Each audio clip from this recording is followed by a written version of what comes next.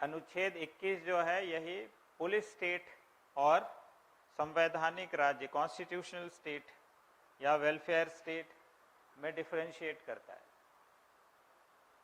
Police state में ये सारे अधिकार नहीं मिलेंगे।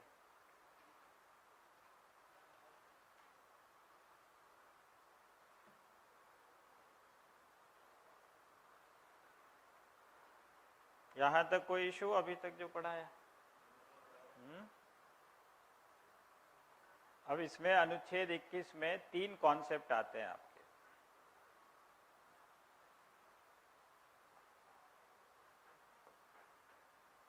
ये येलो क्यों हो जाता है बीच में?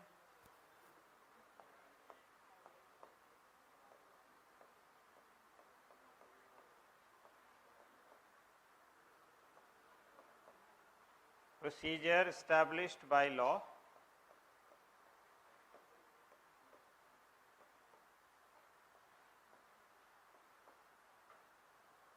हिंदी में क्या बोलेंगे इसको? विधि द्वारा स्थापित प्रक्रिया।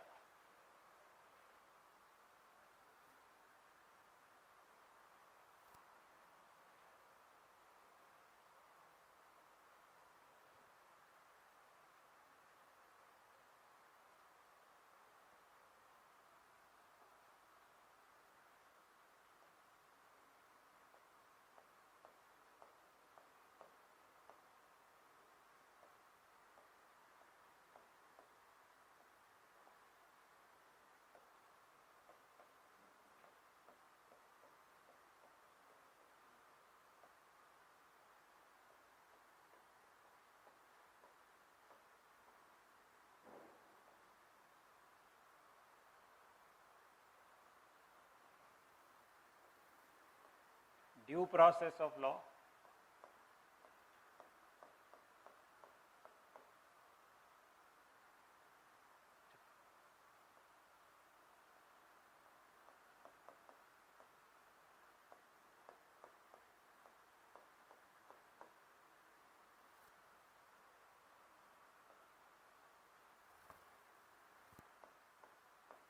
principle of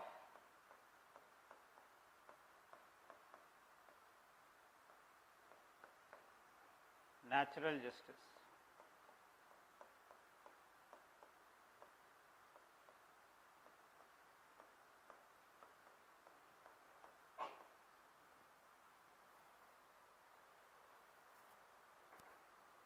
विधि की सम्यक प्रक्रिया।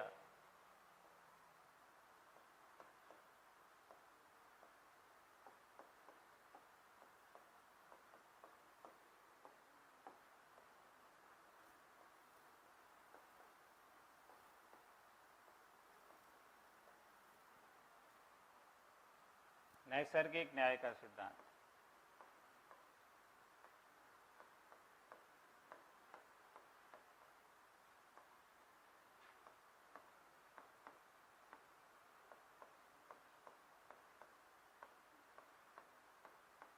ये विजिबल है ना ऊपर यहां तक?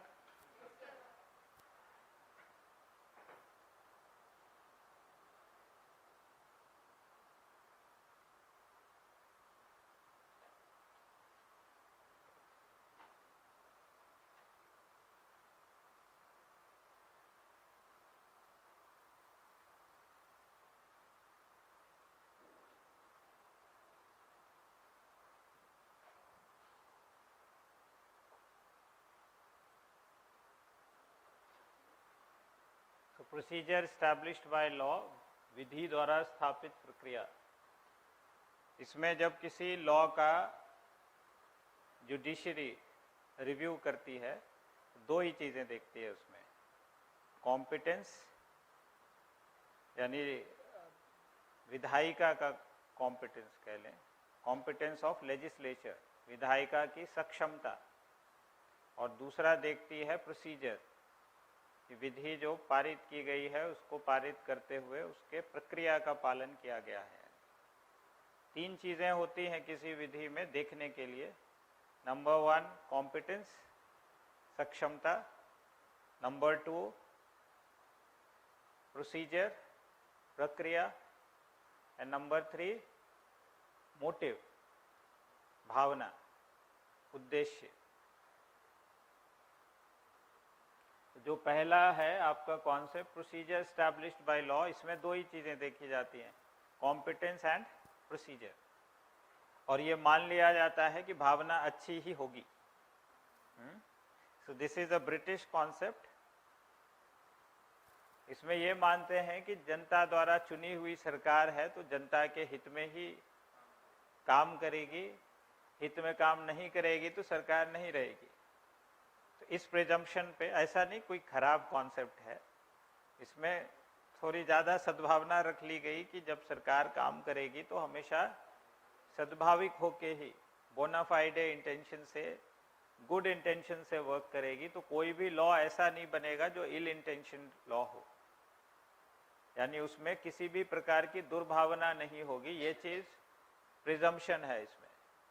तो इसलिए हमेशा सिर्फ ये देखा जाता है कि जिसने लॉ पारित किया उसको लॉ पारित करने की क्षमता या अधिकारिता थी अथवा नहीं थी, और दूसरा ऐसा करते हुए जो विधि में प्रक्रिया बताई गई है उसका पूर्ण रूप से पालन हुआ है या नहीं हुआ है। तो जैसे आर्टिकल 3 पे यदि वापस आए कि आर्टिकल 3 में आप कोई एक्ट बना रहे हैं, से JNK रीऑर्गेनाइजेशन एक्ट 2019 या जो भी साल है, वो जब बनाया गया क्या प्रक्रिया रही होगी, क्या देखेंगे? दो चीजें, अगर उसको इस कसौटी पे कसना है हमको, प्रोसीजर एस्टैब्लिश्ड बाय लॉ, और आप कोर्ट हैं, क्या देखेंगे उसमें? यानी कोर्ट है मतलब जज हैं आप। हाँ, कॉन्स्टिट्यूशन के अकॉर्डिंग लॉ बना है या नहीं? दो बिंदु पे आप कसौटी पे कैसे है ना। एक मैंने कहा कॉम्पिटेंस, उदाहरण इसलिए दिया जा रहा है कि आप इस चीज को समझ सके। तो कॉम्पिटेंस देखने का क्या मतलब है? किसके पास? हाँ, एक मिनट, एक इनको बोलने दीजिए, मैं समझ नहीं किसका। यहाँ स्पेसिफिक एग्जाम्पल ले रहे हैं। आर्टिकल 3 स्टेट रीऑर्गेनाइजेशन एक्ट कोई पारित किया गया, कोई नया स्टेट बना दिया या स्टेट को भंग कर दिया हमने, उसको यूटी बना दिया अनुच्छेद 3 में। तो कॉम्पिटेंस देख रहे हैं हम, सक्षमता देख रहे हैं, तो किसकी सक्षमता देख रहे हैं हम लोग? हाँ,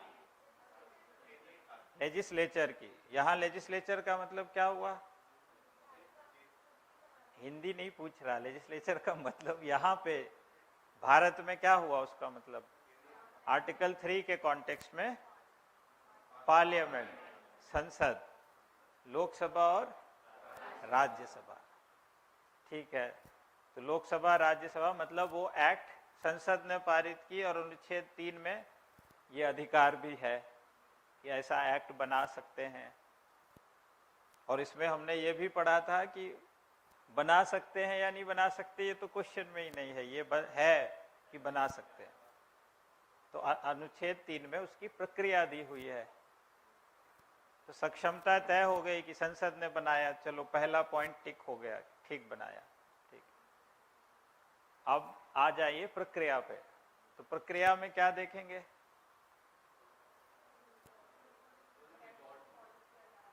क्या सारे स्टेप्स में? स्टेप्स क्या है? क्योंकि आप पढ़ चुके हो इसलिए रिवीजन भी हो रहा है हमारा। स्टेप्स क्या है?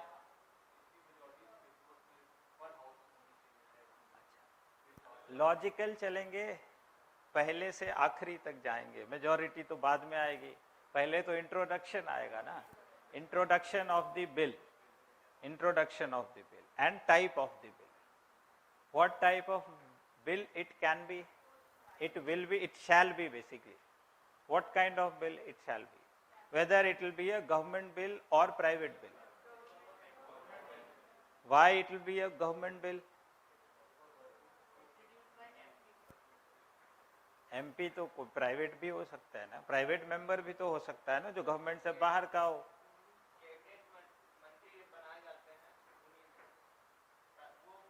It must have recommendation of the president. तो प्रेसिडेंट का रिकमेंडेशन होगा तो सिर्फ गवर्नमेंट बिल पे ही हो सकता है। अदर देन गवर्नमेंट बिल यानी प्राइवेट बिल पे प्रेसिडेंट का रिकमेंडेशन हो ही नहीं सकता। और प्रेसिडेंट का रिकमेंडेशन के लिए किसका रिकमेंडेशन चाहिए? काउंसिल ऑफ मिनिस्टर का रिकमेंडेशन चाहिए। तो एक पॉइंट क्लियर हो गया कि गवर्नमेंट बिल होना चाहिए। तो पहला आप देखोगे एज जज कि हाँ इसमें प्रेसिडेंट का रिकमेंडेशन था या नहीं। जब तक वो प्रेसिडेंट का रिकमेंडेशन नहीं होगा तब तक माना जाएगा वो प्राइवेट बिल है, भले ही किसी मिनिस्टर ने ही क्यों ना इंट्रोड्यूस किया हो। लेकिन अगर without consideration of council of minister and recommendation of president अगर उसको सदन में इंट्रोड्यूस किया जाता है तो that will be considered as private member bill, कि उन्होंने अपने पर्सनल कैपेसिटी में being a member of parliament उन्होंने ये बिल इंट्रोड्यूस कराया। So first thing will be, it will be a government bill because it requires president's recommendation. What will be the second?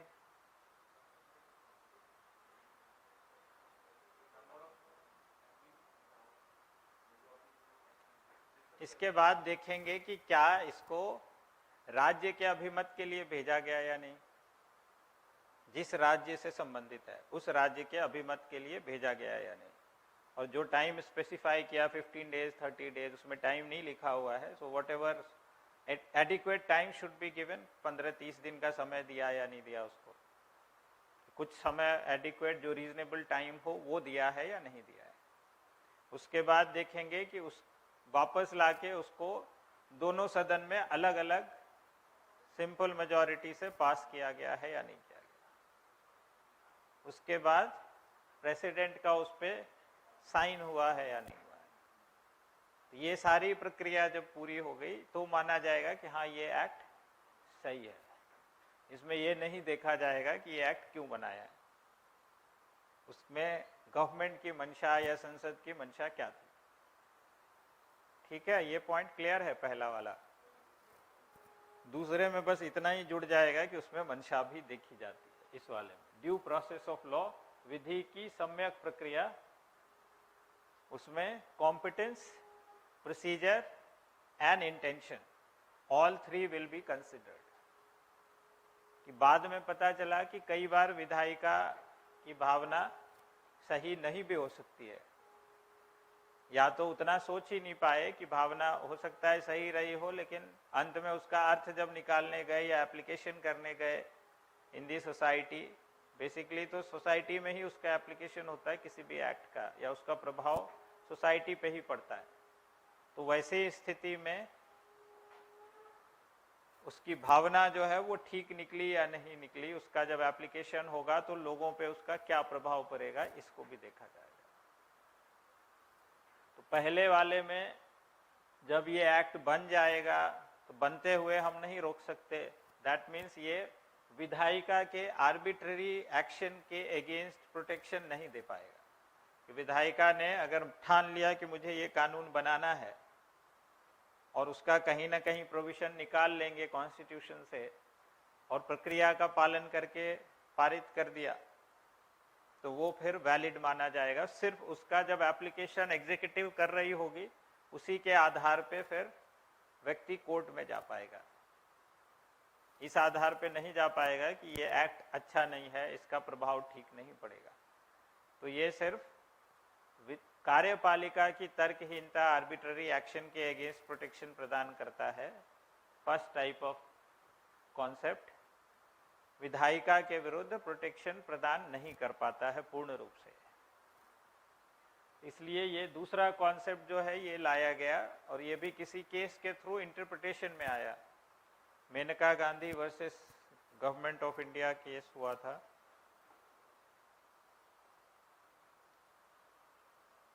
(1978) में Maneka Gandhi versus union of India case 1978 में, जिसमें court ने कहा कि due process of law यानी विधि की सम्यक प्रक्रिया भी अनुच्छेद 21 की तहत भारतीय संविधान का अंग है। भारतीय संविधान में दिया हुआ है, ऐसा नहीं है कि सिर्फ प्रोसीजर एस्टैब्लिश्ड बाय लॉ, विधि द्वारा स्थापित प्रक्रिया ही है। तो दूसरे कॉन्सेप्ट में हम लोग उसकी भावना को भी देखते हैं, और प्रिंसिपल ऑफ नेचुरल जस्टिस, नैसर्गिक न्याय का सिद्धांत इसमें इम्प्लिसिट है, उसी के कारण ये इंटरप्रिटेशन निकल पाया है। प्रिंसिपल ऑफ नेचुरल जस्टिस क्या होता है? उसमें 3 सिद्धांत होते हैं। पहला, कोई भी व्यक्ति मतलब no person shall be punished unheard, किसी भी व्यक्ति को बिना सुनवाई का अवसर दिए हुए पनिश नहीं किया जाएगा। दूसरा है, नो पर्सन या no one shall be the जज of his in his own case, अपने ही केस में स्वयं आप न्यायाधीश नहीं हो सकते। कि सजा भी आपने सुनाई, बाद में उसकी अपील भी आप ही सुन रहे हो, ऐसा नहीं। तो अपने आदेश को तो आप सही ही कहोगे। और तीसरा है कि कोई भी अथॉरिटी, हिंदी में क्या कहेंगे इसको, कोई भी प्राधिकार न्याय करते हुए सद्भावना पूर्वक कार्य करेगी। एनी अथॉरिटी शैल एक्ट बोना फाइडे विदाउट एनी बायस, बिना किसी भेदभाव के, बिना किसी विभेदीकरण के सद्भाव पूर्वक कार्य करेगी।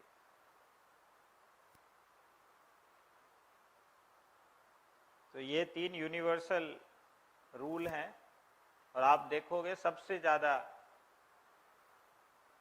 केस खारिज इसी बात पे होते हैं कि उसमें नैसर्गिक न्याय के सिद्धांत का पालन नहीं किया गया। कि अगर किसी न्यायालय ने निर्णय दिया हो या किसी अथॉरिटी ने निर्णय दिया हो, तो उसमें सबसे ज़्यादा ग्राउंड यही होता है कि सुनवाई का अवसर नहीं दिया गया। जो पहला प्रिंसिपल है कि बिना सुनवाई के किसी को सजा नहीं दी जाएगी। Any kind of, B it criminal act, departmental hearing हुआ, उसमें भी आपको यदि एडिक्वेट हियरिंग नहीं मिली, अपना पक्ष रखने का अवसर नहीं दिया गया, तो उस आधार पे आपका आदेश खारिज हो जाता है। दूसरा, ऐसे सारे एक्ट अवैध हो जाते हैं जिसमें आपने सारे अधिकार खुद के ही पास रख लिए।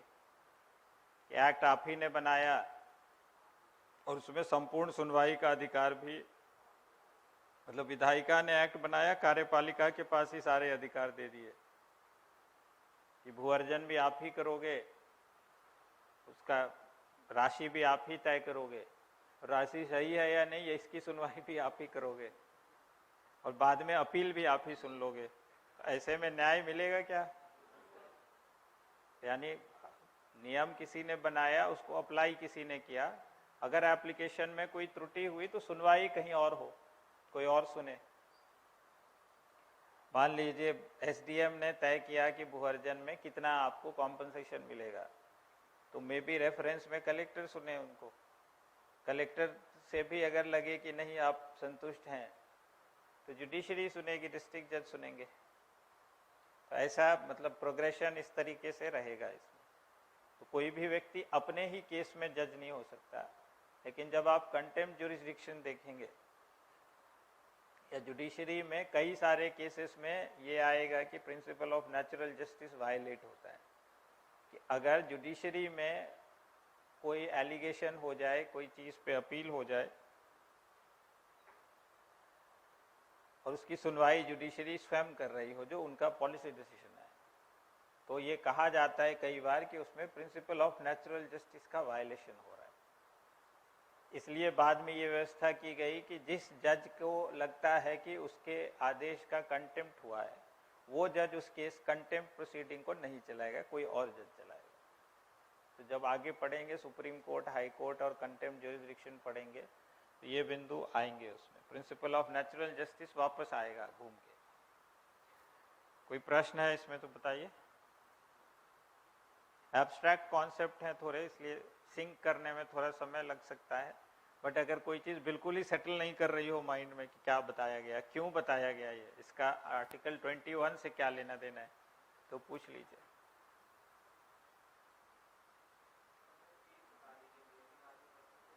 क्या? Maneka Gandhi versus union of India case 1978।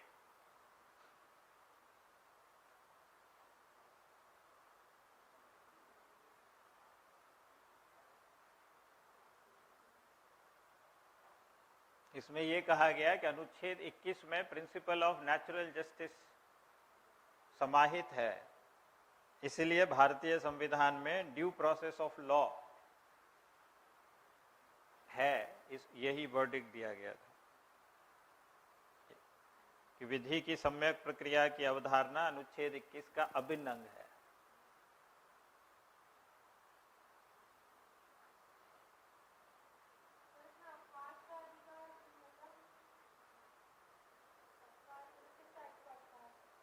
सातों दिन 24 घंटे काम नहीं लिया जा सकता आपसे। तो मतलब आपको संडे ऑफ या Saturday of, Saturday Sunday off, किसी दूसरे देश में फ्राइडे ऑफ, कहीं मंडे ऑफ, जहाँ के जैसे सोसाइटी होगी सबसे ज़्यादा संडे ही ऑफ रहता है यूजुअली, तो आपको दिया जाएगा। इसके अलावा भी बीच बीच में आवश्यकता अनुसार आपको छुट्टी का रहेगा। It is not a matter of right but there will be a provision कि आप करोगे, और ज़्यादातर समय वो डिनाई नहीं किया जाता है until unless there is any emergency, कि कोई इमरजेंसी ड्यूटी करनी है तो उस समय फिर ये सारे लीजर समाप्त हो जाते हैं। मतलब आर्मी में ये नहीं कह सकते कि युद्ध आ गया अब मैं छुट्टी पे जाऊँगा, या पुलिस में भी कि कोई दंगा हो गया बड़ा तो सबकी छुट्टियां कैंसिल, सब आ जाइए फील्ड में। कोई डिजास्टर आ गया तो डिस्ट्रिक्ट मैजिस्ट्रेट, अदर मैजिस्ट्रेट सारे कहीं भी होंगे, वापस आएंगे भाग के। या त्यौहार होता है तो आपको अधिकार होगा, लेकिन जो पुलिस और मैजिस्ट्रेट होंगे वो तो ये देखेंगे कि आप त्यौहार ठीक से मना रहे हो या नहीं। वहाँ ये नहीं कहेंगे कि मेरा भी फंडामेंटल राइट है कि मैं भी दिवाली में पटाखे चलाऊं। पुलिस की होली हमेशा अगले दिन होती है कि आपकी होली हो जाए, हाँ ठीक ठाक हो जाए, फिर अगले दिन पुलिस होली मनाती है। इस बात की होली मनाती है कि हाँ होली ठीक मन गई। हाँ? So we should be grateful to the police. हाँ?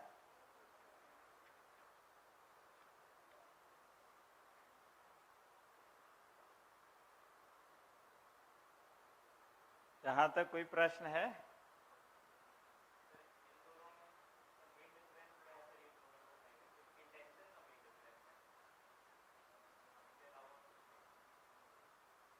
तीन चीजें मैंने बताई आपको।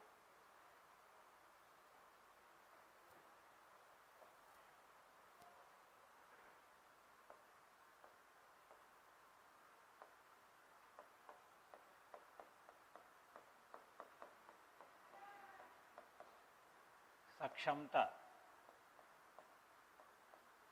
या अधिकारिता कह लें,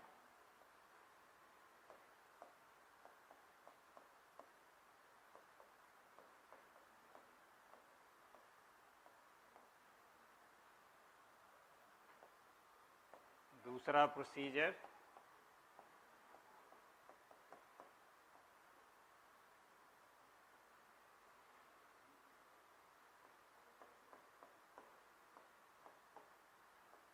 प्रक्रिया,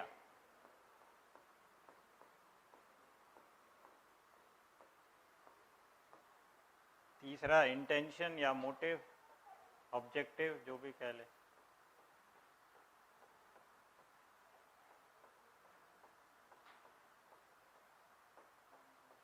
भावना।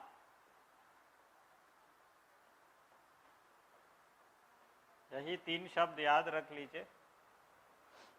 पहला जो कॉन्सेप्ट है इसमें नंबर 1 एंड नंबर 2, केवल इसी दो चीज़ों पे कानून का रिव्यू होता है, किसी विधि का रिव्यू होता है।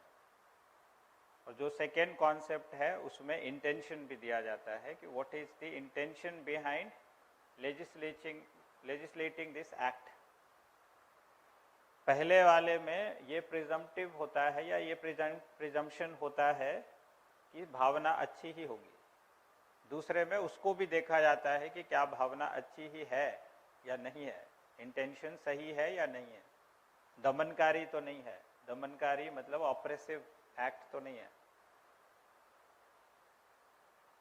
और सद्भावना की बात प्रिंसिपल ऑफ नेचुरल जस्टिस में की गई है कि जब भी हम कोई काम करेंगे, कोई भी प्राधिकार, be it legislature, be it judiciary, be it executive, be it any private authority, whenever it will act bona fide, ये सद्भावना पूर्वक कार्य करेगी।